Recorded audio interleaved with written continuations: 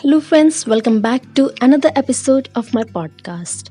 In this series, I read different books. So, the book which I read now is 30 Days Change Your Habit, Change Your Life. So, I tried to share with you some important lines, quotations, and message that I get from reading the book and which I feel that it's worth sharing. So stay tuned, and if you like my efforts, then please do subscribe and stay connected. So let's begin. The chapter we have for today is Face Your Fears. The fear of suffering is worse than the suffering itself. This is said by Paulo Coelho. And then you gain strength, courage, and confidence by every experience in which you really stop to look fear in the face. You must do the thing which you think you cannot do. And this is wonderful line written by Eleanor Roosevelt. So let's begin with the chapter. Don't let your fears frustrate you, limit you, or paralyze you.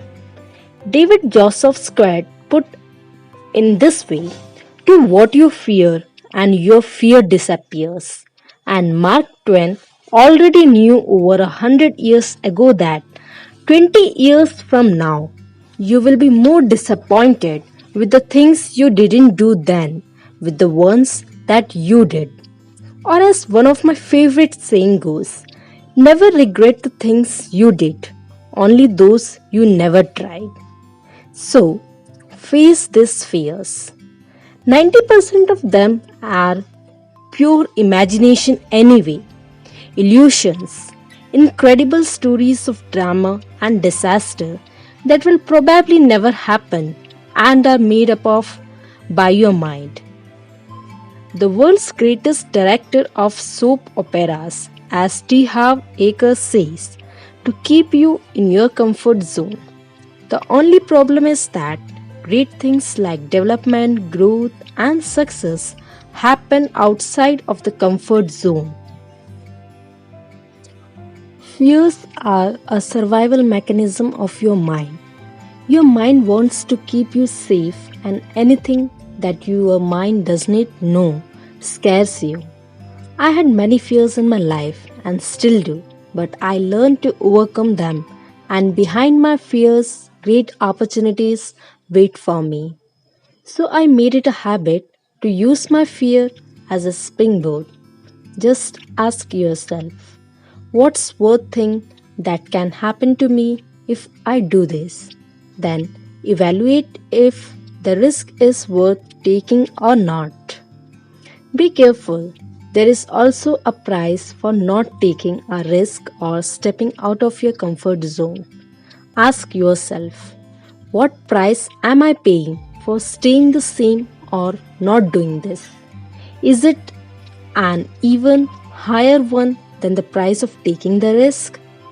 This also includes intangible things like inner peace, happiness, health, etc. Change your relationship with fear. Let it warn you and console you, but don't let it paralyze you. For example, I used to be totally paralyzed by the fear and stayed stuck in my job for 5 years because of the fear of change or the unknown.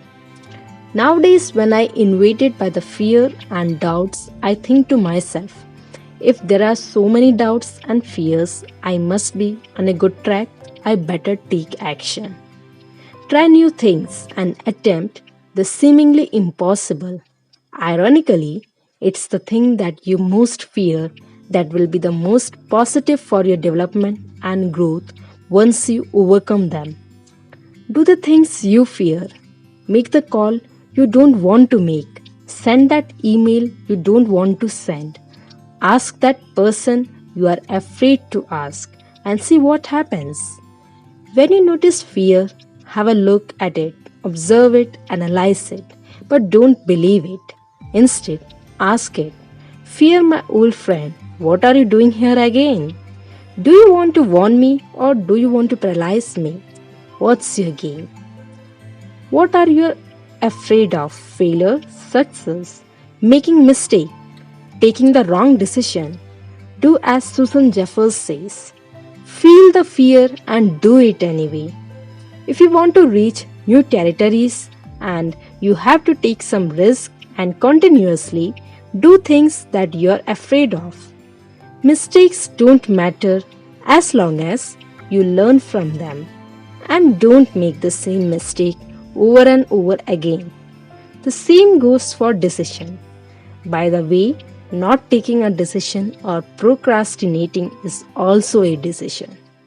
So, now take out your journal and answer these following questions. What is stopping you from living the life you want to live? What excuses are you making for justifying staying where you are? What's the worst thing that can happen if you do what you are afraid of doing? And the next chapter for today is eliminate everything that annoys you. Great things are done by a series of small things brought together. It isn't the mountains ahead that wear you out, it's the grain of sand in your shoes. This is usually one of the first exercises I do with my clients. Everything that annoys you drains your energy. In coaching, we call it tolerations. For example, a missing button on your favorite shirt, the dirty shower curtain, a kitchen cupboard that does not close, your boss micromanaging you, and money owed to you, a disowned guest room, broken tools, messy and disorganized desks, clothes that don't fit anymore are tolerations. For as long as you don't fix them, they keep draining your energy. As soon as you eliminate them, you will have more energy to concentrate on the things that move you forward. So, your exercise will be to make a list of all the things that annoy you in your private life, your job, your house, your friends, and yourself. Don't get scared if you write down 50 to 100 things. It's normal. Once you write them all down, group them. Which ones are easy to handle? Which ones can you handle? For now, leave the ones that don't depend on you. Have a look at them after 2 or 3 weeks. The funny thing I have seen with my clients is that some of the tolerations that don't depend on you disappear on their own once you take care of the ones that you can handle. For example, my client Martina had huge problems with a colleague at work. He really drained her energy. She worked on tolerations she could handle and the list got emptier. So now the action step here is make a list of all the things that annoy you in your private life, your job, your house, your friends, and yourself, and start working on it as described. And the next chapter of this amazing book is clean out your cupboards. Bottom line is, if you do not use it or need it, it's a clutter and it needs to go. These are the lines written by Charissa Ward. Do you want something new to come into your life? Do you ever notice that as soon as you get rid of some stuff and create space, the universe doesn't take long to fill the space again? It's all about energy. If you have too much stuff that you don't use in your house, it drains your energy. Coaching is about improving your whole environment, and that includes uncluttering. Start with your cupboard. Here are some tips. If you haven't worn it for a year, you probably won't wear it anymore.